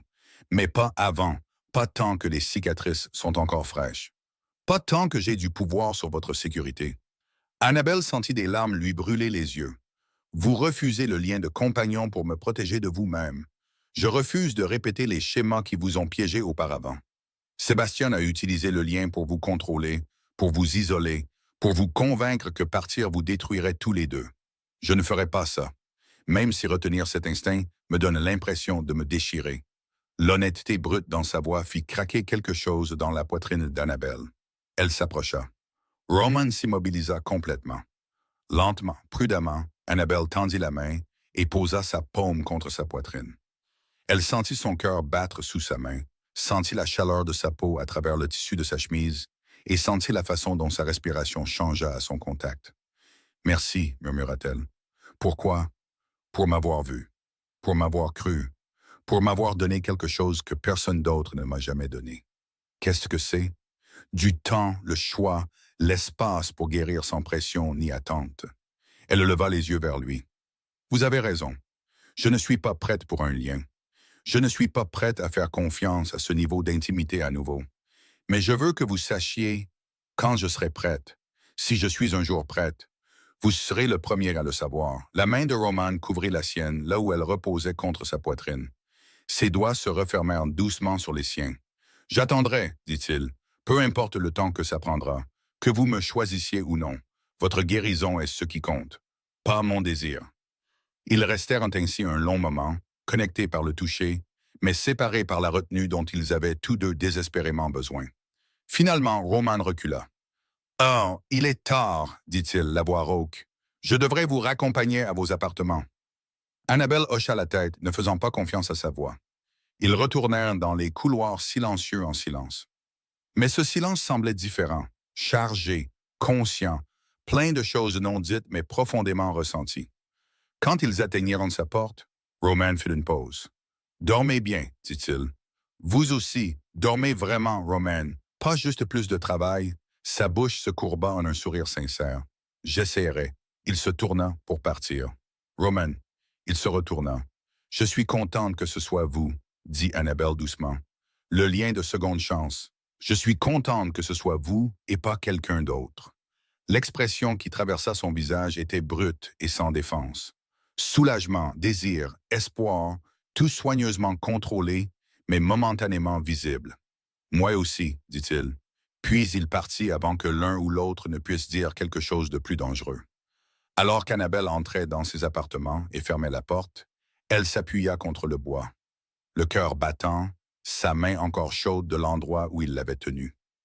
Le feu entre eux était indéniable, mais pour la première fois de sa vie, le feu ne signifiait pas le danger. Il signifiait la possibilité, et c'était terrifiant d'une manière entièrement différente. 3 mois passèrent, le territoire se transforma lentement mais sûrement. De nouveaux protocoles entrèrent en vigueur, les officiels reçurent une formation, des systèmes de soutien furent établis, et lentement, prudemment, d'autres victimes commencèrent à se manifester. Une Oméga nommée Serena Caldwell signala la violence de son compagnon et reçut une protection et des soins médicaux immédiats. Un bêta nommé Gabriel Thornton déposa une plainte contre son partenaire abusif et fut pris au sérieux au lieu d'être rejeté. Un jeune loup nommé Elias Prescott révéla des années de violence familiale et fut mis en sécurité le jour même. Les changements n'étaient pas parfaits. La résistance restait forte dans certaines maisons nobles. Les vieilles habitudes mouraient lentement, mais les fondations avaient été posées, et les loups qui avaient souffert en silence avaient maintenant des options qu'ils n'avaient jamais eues auparavant. Annabelle regarda tout cela avec un mélange de fierté et de chagrin. Fierté que sa survie ait créé quelque chose de significatif. Chagrin pour toutes les années où elle avait souffert seule, pour Mila qui avait disparu avant que quiconque ne puisse la sauver, pour chaque victime qui n'avait pas vécu assez longtemps pour voir ces changements. Mais elle guérissait, lentement, inégalement, avec des revers et des difficultés, mais elle guérissait néanmoins. Elle avait déménagé des appartements de l'aile et à une petite résidence privée sur les terres du château, un endroit qui était le sien, où elle contrôlait qui entrait, où elle pouvait verrouiller les portes et savoir qu'elle était en sécurité. Elle avait commencé à travailler avec Xavier, aidant à développer des protocoles de soutien aux victimes. Son expérience fournissait des perspectives qu'aucune étude académique ne pouvait reproduire. Elle savait ce que les victimes avaient besoin d'entendre, quelles questions semblaient invasives par rapport à celles qui apportaient du soutien, quel genre d'aide aidait vraiment au lieu de simplement faire en sorte que l'aidant se sente mieux. Le travail était douloureux, mais il avait aussi un but, et le but, découvrit-elle, était un puissant antidote à la honte. Roman resta une présence constante dans sa vie. Ils travaillaient ensemble sur les réformes, partageaient des repas lorsque les horaires le permettaient, se promenaient sur les terrasses du château le soir. Leur amitié s'approfondit naturellement, bâtie sur le respect mutuel et des objectifs communs. Mais l'attraction restait contrôlée, retenue, soigneusement gérée, mais indéniable. Annabelle la sentait chaque fois que leurs mains se frôlaient accidentellement. Chaque fois que le regard de Roman s'attardait sur son visage. Chaque fois qu'il se tenait assez près pour qu'elle puisse sentir la chaleur émanante de son corps. Et elle savait qu'il le sentait aussi. Elle le voyait dans la façon dont sa respiration changeait quand elle le touchait nonchalamment, dans la distance prudente qu'il maintenait, même si tout en lui semblait pencher vers elle, dans la retenue qui devait lui coûter plus qu'il ne l'admettait jamais. Mais il ne poussait jamais, ne faisait jamais pression, ne lui faisait jamais sentir que sa patience s'épuisait ou que son désir lui donnait droit à son corps. Il attendait simplement. Et cette patience signifiait plus pour Annabelle que n'importe quel grand geste n'aurait pu le faire. Le soir du 3e anniversaire de l'audience publique, Annabelle prit une décision. Elle envoya un message au bureau de Roman, lui demandant de la retrouver à sa résidence ce soir-là. Il arriva exactement à l'heure. Annabelle ouvrit la porte, vêtue d'une simple robe vert foncé. Ses cheveux étaient lâches sur ses épaules. Elle avait pris le temps de soigner son apparence, non pas pour lui plaire, mais parce qu'elle voulait se sentir belle pour elle-même. Les yeux de Roman s'écarquillèrent légèrement en la voyant. « Vous êtes ravissante. Merci. Entrez. » Il entra et Annabelle ferma la porte derrière lui. Elle avait préparé le dîner. Rien d'élaboré, mais plus que les repas décontractés qu'ils partageaient habituellement. Des bougies brûlaient sur la table. Du vin attendait d'être versé. « Quelle est l'occasion ?» demanda Roman. « 3 mois, dit Annabelle. Depuis que vous avez arrêté mon exécution, depuis que vous avez choisi de voir la vérité au lieu d'accepter des mensonges confortables, depuis que ma vie a complètement changé. » Elle fit un geste vers la table. « Asseyez-vous. Laissez-moi vous nourrir pour une fois, au lieu d'être toujours celle dont on prend soin. » Roman s'assit, son regard ne quittant jamais son visage. Ils mangèrent lentement, la conversation coulant facilement. Ils discutèrent des dernières mises en œuvre de la réforme, se disputèrent de bonne humeur sur la meilleure approche à adopter avec les maisons nobles résistantes, rirent des menaces de plus en plus créatives de Xavier envers les loups qui tentaient de contourner les nouveaux protocoles. Mais sous la conversation décontractée, la tension montait. Après le dîner, ils passèrent au salon. Annabelle versa du vin. Roman accepta le verre, mais ne but pas immédiatement. « Il y a quelque chose que vous voulez dire, observa-t-il. Je peux le sentir. » Annabelle s'assit à côté de lui, plus près que d'habitude, assez près pour que leurs genoux se touchent presque. « J'ai réfléchi, commença-t-elle, à la guérison, au temps, à ce que signifie avancer, au lieu de simplement survivre. » Roman posa son verre de vin, toute son attention sur elle. « Je ne suis pas la même femme qui s'est agenouillée dans cette cour en attendant de mourir, » continua Annabelle. « Je suis plus forte maintenant. Non pas parce que le traumatisme a disparu, mais parce que j'ai appris que je peux te le porter sans qu'il me détruise. J'ai un but, du soutien, de la sécurité, des choses que je n'aurais jamais cru pouvoir avoir. Vous méritez tout cela et plus encore. Je le sais, c'est ça la différence. Je crois vraiment que je le mérite maintenant, au lieu de simplement entendre d'autres personnes le dire. Elle se tourna pour lui faire face complètement. Vous m'avez demandé de prendre le temps de guérir, de découvrir qui je suis sans peur ni pression. Je l'ai fait et je sais qui je suis. La respiration de Roman avait changé. Courte, contrôlée. Qui êtes-vous? Je suis une survivante. Une victime qui a refusé de rester brisée. Une femme qui connaît sa propre valeur. Annabelle tendit la main et prit la sienne. Et je suis quelqu'un qui veut explorer ce que ce lien entre nous pourrait signifier si l'offre tient toujours. L'expression sur le visage de Roman était brute, vulnérable, pleine d'espoir. L'offre tiendra toujours, dit-il doucement. Mais en êtes-vous certaine? Il n'y a pas d'urgence, pas de pression. Si vous avez besoin de plus de temps, je n'ai pas besoin de plus de temps. J'ai besoin que vous arrêtiez de vous tenir si loin que je ne peux pas vous atteindre. Le contrôle de Roman se fissura visiblement. Si j'arrête de maintenir la distance, si je me permets de vous désirer comme je me suis retenu de vous désirer, Annabelle, je ne sais pas si je peux y aller doucement. Alors nous apprendrons ensemble. Elle se rapprocha. Je vous fais confiance. C'est ce que 3 mois à vous regarder et tenir vos promesses ont mérité.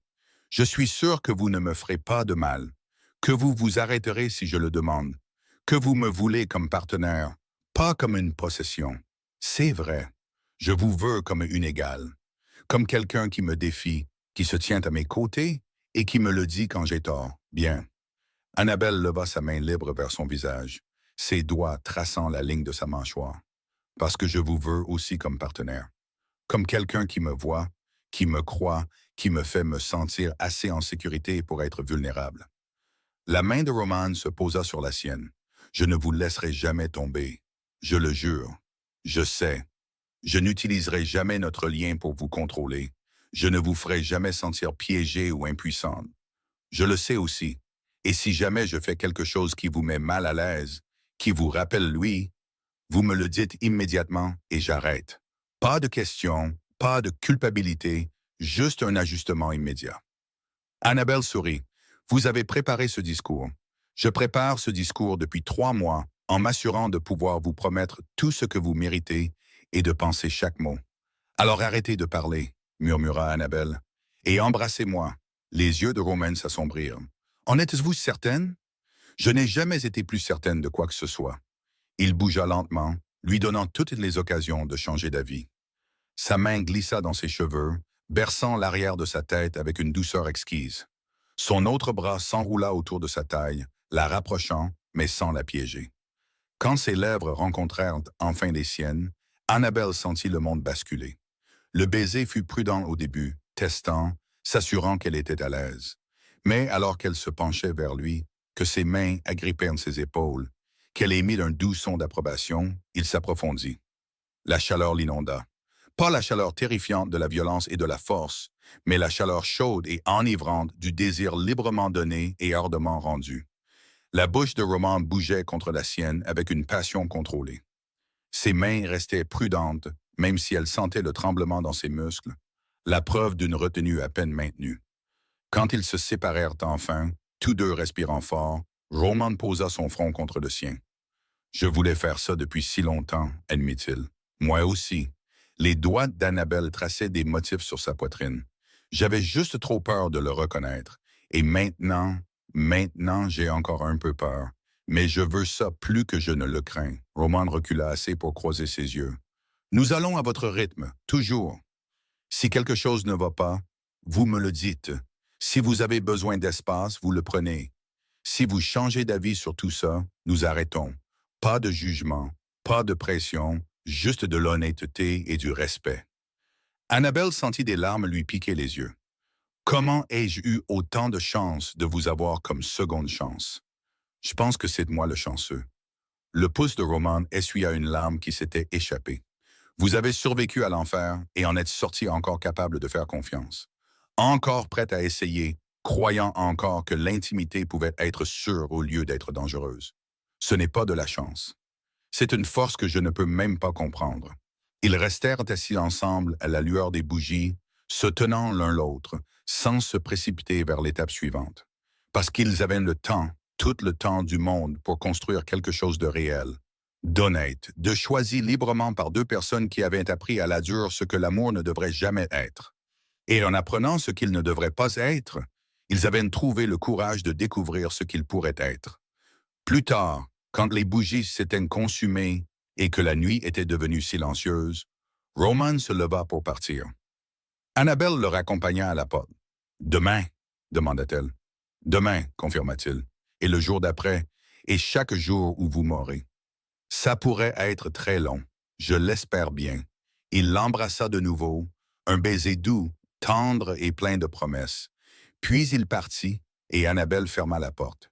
Elle s'appuya contre elle, le cœur plein, l'esprit calme, son corps libéré de la tension constante qu'il avait définie pendant si longtemps. Les cicatrices restaient, elles resteraient toujours. Mais elle ne la définissait plus. Elle n'était pas la femme qui avait été brisée, elle était la femme qui avait survécu. Et cette femme était assez forte pour choisir l'amour à nouveau. Non pas parce qu'elle le devait, mais parce qu'elle le voulait. Et ce choix faisait toute la différence. La cour où Annabelle s'était autrefois agenouillée, attendant l'exécution, avait été complètement transformée. La pierre froide restait, mais maintenant des fleurs s'épanouissaient dans des parterres soigneusement entretenus autour du périmètre. Des bancs avaient été installés où les loups pouvaient s'asseoir et profiter du soleil. Des enfants jouaient dans l'espace ouvert, leur rire résonnant sur les murs anciens. Au centre, là où se trouvait la plateforme d'exécution, il y avait maintenant un monument, un simple pilier de pierre gravé de mots qu'Annabelle avait écrits elle-même. Pour ceux qui ont survécu en silence, pour ceux qui n'ont pas survécu du tout, pour ceux qui n'auront plus jamais à choisir entre dire la vérité et rester en sécurité. Puisse ce territoire honorer votre force en s'assurant que personne d'autre ne marche seul sur votre chemin. Annabelle se tenait devant le monument, Roman à ses côtés. Sa main reposait au creux de son dos, un contact affectueux et décontracté qui était devenu naturel au fil des mois. Un contact dans lequel elle se penchait au lieu de tressaillir. « C'est magnifique », dit Roman doucement. « C'est nécessaire. » Le regard d'Annabelle traça les mots gravés. « Pour que personne n'oublie ce que coûte le silence. » Ils n'oublieront pas. Pas tant que je dirigerai ce territoire. Pas tant que vous serez là pour le leur rappeler. Annabelle se tourna pour lui faire face. Le lien entre eux s'était installé en quelque chose de chaud et de constant. Pas l'intensité désespérée et suffocante qui avait caractérisé son lien avec Sébastien, mais quelque chose de stable, de sûr, construit sur une confiance gagnée par des actions cohérentes plutôt que demandées par l'autorité. « Êtes-vous prête ?» demanda Roman. Aujourd'hui était la cérémonie officielle marquant l'achèvement de la mise en œuvre des réformes. Toute la meute se rassemblerait pour reconnaître les nouveaux systèmes, s'engager publiquement à maintenir les changements, assister à la transformation du territoire, d'un qui avait permis la violence à un qui travaillait activement à la prévenir. « Je suis prête », confirma Annabelle. Ils marchèrent ensemble vers la grande salle. Les loups qu'ils croisèrent s'inclinèrent respectueusement. Pas seulement devant Roman, bien que son autorité commande la reconnaissance, mais aussi devant Annabelle, la femme qui avait survécu, qui avait parlé, qui avait tout changé simplement en refusant de mourir en silence. Certains la regardaient encore avec malaise. Certains ne pouvaient pas croiser ses yeux. Mais d'autres souriaient, offraient de discrets mots de remerciement, partageaient leurs propres histoires sur la façon dont les nouveaux systèmes les avaient aidés, eux ou un de leurs proches. La résistance n'avait pas entièrement disparu, mais le silence avait été brisé, et Annabelle avait appris que même un progrès imparfait était un progrès pour lequel il valait la peine de se battre. À l'intérieur de la grande salle, la meute assemblée se leva à leur entrée. Roman la conduisit à l'estrade où deux trônes avaient été placés, un pour le roi Alpha et un nouvellement construit pour la femme qui se tenait à ses côtés. Non pas comme une possession, non pas comme une décoration, mais comme une partenaire, une égale, quelqu'un dont la voix comptait autant que la sienne. Annabelle prit place, Roman prit la sienne, et ensemble ils s'adressèrent à la meute, qui avait autrefois voulu sa mort, mais qui la regardait maintenant comme la preuve que la survie était possible, que dire la vérité pouvait créer le changement, que personne n'avait à souffrir seul dans l'obscurité, plus jamais. La cérémonie fut longue mais significative. Les loups qui avaient contribué aux réformes furent reconnus. De nouveaux officiels prêtèrent serment à des postes de surveillance et de soutien. Des victimes qui s'étaient manifestées partagèrent leurs histoires de trouver une aide qui aidait vraiment. Et à travers tout cela, Annabelle resta assise, la colonne vertébrale droite et la tête haute. Non plus l'oméga condamné agenouillé en chaîne, mais une femme qui avait survécu, parlé et déclenché une révolution simplement en refusant d'accepter que sa souffrance était acceptable. Lorsque la cérémonie se termina, Roman se tourna vers elle. « Prête à rentrer à la maison ?» demanda-t-il. La maison. Le mot semblait encore étrange, précieux, difficile à croire qu'il était réel. Mais il était réel. Elle avait une maison maintenant, un partenariat bâti sur l'honnêteté et le respect. Un but qui donnait un sens à sa survie, un avenir qui n'était plus seulement l'attente de la mort, mais la construction active de quelque chose de meilleur. « Oui, dit-elle, rentrons à la maison. » Ils descendirent de l'estrade ensemble, main dans la main, égaux et libres. Les cicatrices restaient, elles resteraient toujours. Mais elles n'étaient plus des secrets honteux cachés sous des vêtements soignés. Elles étaient des preuves, la preuve de la survie, le témoignage d'une force qui n'aurait jamais dû être nécessaire, mais qui était digne d'honneur néanmoins. Et alors qu'Annabelle sortait de la grande salle pour entrer dans la lumière du soleil, elle pensa à la femme qu'elle avait été. Celle qui s'était agenouillée dans la neige en attendant de mourir. Celle qui avait cru que ses cicatrices la rendaient sans valeur. Celle qui n'avait survécu que parce qu'elle avait choisi de se battre dans ce dernier moment désespéré. Cette femme reconnaîtrait à peine qui Annabelle était devenue, mais elle serait fière. Parce que parfois, la survie ne consiste pas à effacer le passé. Elle consiste à construire un avenir où le passé n'a plus de pouvoir sur vous. Et Annabelle avait construit cet avenir. Un jour, un choix, un acte de courage à la fois, jusqu'à ce que les cicatrices qui auraient dû être sa honte deviennent le fondement de sa force. Et la lame qui aurait dû mettre fin à sa vie devint plutôt le catalyseur de sa transformation. De victime à survivante, de condamnée à libre, de réduite au silence à entendu. Le roi Alpha était arrivé pour l'exécuter, mais les cicatrices sur son corps gelèrent en sa lame. Et dans ce moment figé, tout changea pour eux deux. Pour toujours. Si l'histoire d'Annabelle vous a ému, si vous avez ressenti chaque moment de sa douleur, de sa force, de sa survie, alors faites-moi savoir que vous étiez là. Mettez un pouce bleu, abonnez-vous pour ne jamais manquer une autre histoire. Et laissez un commentaire pour me dire de quel coin du monde vous regardez. Je veux savoir jusqu'où ces histoires voyagent. Où que vous soyez, je veux avoir de vos nouvelles et que vous notiez cette histoire de 1 à 10. Soyez honnête. Vos retours m'aident à vous proposer des histoires encore meilleures. Merci d'être là. Merci d'avoir écouté. Merci d'avoir été témoin de la vérité d'Annabelle. Jusqu'à la prochaine histoire, restez forts, soyez prudents et souvenez-vous, la survie vaut toujours la peine de se battre.